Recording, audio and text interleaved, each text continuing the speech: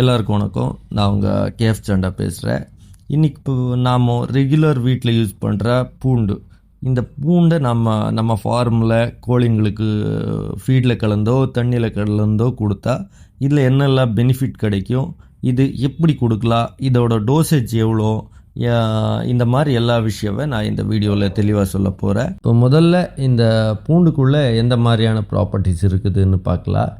நாமும் இந்த பூண்டை எடுத்து சின்ன சின்னதாக வெட்டுறதோ இல்லைன்னா அடித்து க்ரஷ் பண்ணும்போதோ அது ஒரு எலைசினுங்கிற ஒரு பொருளை ரிலீஸ் பண்ணும்.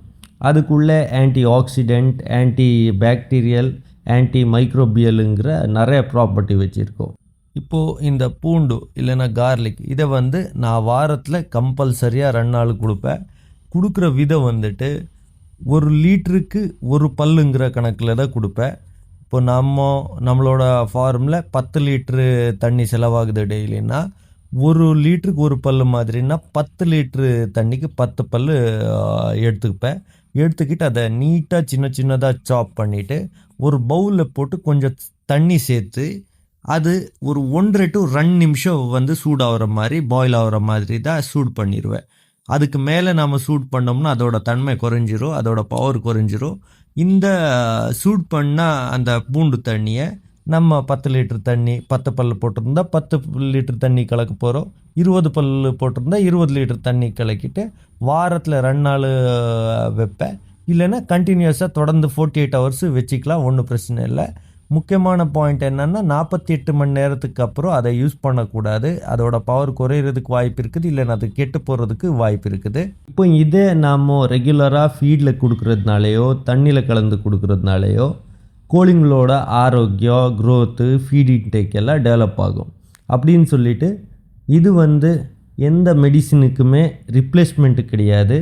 எந்த வேக்சின் போடாமலோ இதை போட்டுட்டு இருந்தால் கோழி நல்லா வரும், சீக்கிரம் வராதுன்னு சொல்கிறது தப்பு. இது ஒரு நார்மல் சப்ளிமெண்ட் மாதிரி, ஃபீட் சப்ளிமெண்ட் மாதிரி ஒர்க் ஆகும். இது நாம் ரெகுலராக யூஸ் பண்ணும்போது நம்மளுக்கு சின்ன சின்ன பெனிஃபிட்ஸ் இதுலேருந்து கிடைக்கும். அந்த பெனிஃபிட்ஸ் என்னெல்லான்னு பார்த்துட்டு போகலாம் வாங்க. முக்கியமான பெனிஃபிட் இம்யூனி பூஸ்ட் பண்ணுறதுக்கு சப்போர்ட் பண்ணிகிட்டே இருக்கும். காரணம் பார்த்திங்கன்னா அதில் இருக்கிற ஆன்டி ஆக்சிடெண்ட் கண்டென்ட் தான். இதை நம்ம ரெகுலர் ஃபீட்லேயோ தண்ணியிலையோ கலந்து கொடுக்கறதுனால அதோட எதிர்ப்பு சக்தி கூடிகிட்டே வரும். இதனால சீக்கே வராதுன்னு நான் எங்கேயும் சொல்ல வரல. இதனால எதிர்ப்பு சக்தி கூடு. உங்களுக்கு அந்த ஏதோ நோய் வந்தால் ஒரு லெவலுக்கு தாங்குற அளவுக்கு சத்து கொடுக்கும். அடுத்து பார்த்திங்கன்னா முக்கியமாக இந்த கட் ஹெல்த்து, இதை நீங்கள் ரெகுலராக ஃபீடில் கொடுக்கும்போது அதோட கட் ஹெல்த் இம்ப்ரூவ் ஆகும். கட் ஹெல்த் இம்ப்ரூவ் ஆனாலே உங்களுக்கு டைஜஷன் பிரச்சனை இருக்காது. அந்த டைஜஷன் நல்லா இருந்தால் கோழியோட ஃபுட் இன்டேக் நல்லா இருக்கும். கோழியோட ஃபுட் இன்டேக் நல்லா இருந்தால் அது ஆரோக்கியமாக இருக்கும். மொட்டை ப்ரொடக்ஷன் நல்லா வரும். இதெல்லாம் இன்டர்லிங்க்டு விஷயம், ஒன்றுக்கு ஒன்று சம்மந்தப்பட்ட விஷயங்க. அதனால் இந்த பூண்டு நம்ம யூஸ் பண்ணுறதுனால கட் ஹெல்த்துக்கு ரொம்ப உதவி செய்யும்.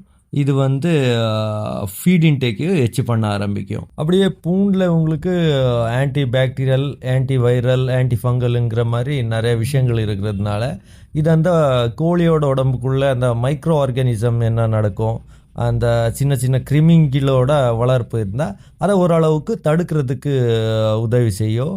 கம்ப்ளீட்டாக அழிக்கியோ அப்படின்னு நான் சொல்ல வரல, ஆனால் ஓரளவுக்கு அதை கண்ட்ரோல் பண்ணுறதுக்கு இது சப்போர்ட் சிஸ்டமாக வேலை செய்யும். அப்படியே இது நம்ம ரூட்டீன் மாதிரி ஒரு 2-3 வீக்ஸ் கொடுத்தோம்னா அந்த வயிற்றுப்பூச்சி, வார்ம்ஸ் இதுக்கெல்லாம் அதோட டெவலப்மெண்ட்டை கொஞ்சம் குறைக்க ஆரம்பிக்கும். முழுசாக அழிக்காது. டோட்டலாக டிவார்மிங் டேப்லெட் மாதிரி போட்ட உடனே எல்லாம் டிவார்மிங் தள்ளிட்டு வெளியே வராது.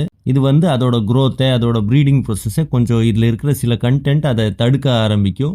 அதனால அதோட ப்ரொசஸ் கொஞ்சம் ஸ்லோ ஆகும். இது ஒரு சப்போர்ட் சிஸ்டம் மாதிரி தான் வேலை செய்யும். இது அதுக்கு தான் நான் சொன்னேன், இது நம்மளுக்கு சப்போர்ட் சப்ளிமெண்ட் தவிர்த்து மெயின் சப்ளிமெண்ட்டு கிடையாது. இன்னும் இது ரெகுலராக போகிறதுனால இந்த பொட்டைக்கெல்லாம் இந்த கொழுப்பு பிடிச்சிருக்கும், வயிறு பகுதியில் கொஞ்சம் கொழுப்பு பிடிச்சிருக்கும். இது ஸ்லோவாக குறைய ஆரம்பிக்கும். அப்படியே மீட் பர்பஸுக்கு வளர்த்துறவங்களுக்கு அந்த ப்ரோட்டீன் குவாலிட்டி ஹெச்சாகும். அந்த கொலஸ்ட்ரால் குறைஞ்சாலும் அந்த மீட் குவாலிட்டி ஹெச்சாக ஆரம்பிச்சிடும். இது இன்டைரக்ட்லியாக இந்த கொழுப்பு குறைக்கிறதுக்கு யூஸ் ஆகும். நான் இது சயின்டிஃபிக்காக ப்ரூவ் ஆனது கிடையாது. ஆனாலும் நான் வந்து சில கொழுப்பு பிடிச்ச பொட்டைங்களுக்கெல்லாம் ஒரு பல் பூண்டு டெய்லி போட்டு நிறைய முட்டை வச்சதாகவும் எனக்கு அனுபவம் இருக்குது. இதுல இதை இன்னும் கொஞ்சம் பெட்டர் ஆக்குறதுக்கு நல்ல ரிசல்ட் கொடுக்கறதுக்காக நாம் வந்து அதை வந்து சாப் பண்ணாம அதை கொஞ்சம் தட்டி நசுக்கி ஒரு 10 to 15 நிமிஷம் அப்படியே விட்டுறணும். தண்ணியில் கொதிக்க வைக்கக்கூடாது. எதுக்குன்னா அதில் நம்ம அப்படியே விட்ட உடனே அந்த அலினேஸுங்கிற ஒரு 2 என்சைம்ஸ், குட் என்சைம்ஸ் இருக்கு இல்லையா, அது வந்து அந்த கம்பவுண்ட்ஸை கிரியேட் பண்ண ஸ்டார்ட் பண்ணிடும். அது நல்லா அந்த anti bacterial, antiviral, anti fungal இந்த மாதிரி கிரியேட் ஆகுறதுக்கு அதுக்கு ஒரு 10 to 15 நிமிஷம் தேவைப்படும். அதுக்கப்புறம் நீங்கள் 10 to 15 நிமிஷம் அடித்து கொஞ்சம் வச்சதுக்கு அப்புறம் தண்ணியில் நீங்கள் கலந்துட்டீங்கன்னா 1.5 நிமிஷத்துக்கு மேலே நீங்கள் கொதிக்க வைக்க கூடாது. தண்ணி வந்து சூடு பண்ணுறதே முக்கியமாக தண்ணியில் கடந்த ஆன்டி ஏதாச்சும் ஃபங்கஸ், பாக்டீரியா கொல்றதுக்கு தான். அதனால அது தண்ணி ரொம்ப சூடு பண்ணணுங்கிற எந்த அவசியமும் கிடையாது. 1.5 நிமிஷத்துக்கு மேலே 2 நிமிஷத்துக்கு மேலே நீங்கள் கொதிக்க வச்சிங்கன்னா அதில் இருக்கிற அந்த பூனில் இருக்கிற பெனிஃபிட்ஸ் உங்களுக்கு குறைஞ்சி கிடைக்கும். அதுதான் முக்கியமான பாயிண்ட்டு. இந்த மாதிரி இன்ஃபர்மேட்டிவ் வீடியோ நான் ரெகுலராக போஸ்ட் பண்ணிகிட்டே இருப்பேன். என்னோட கேஃப் சண்டா சேனலை சப்ஸ்கிரைப் பண்ணுங்கள், ஷேர் பண்ணுங்கள்.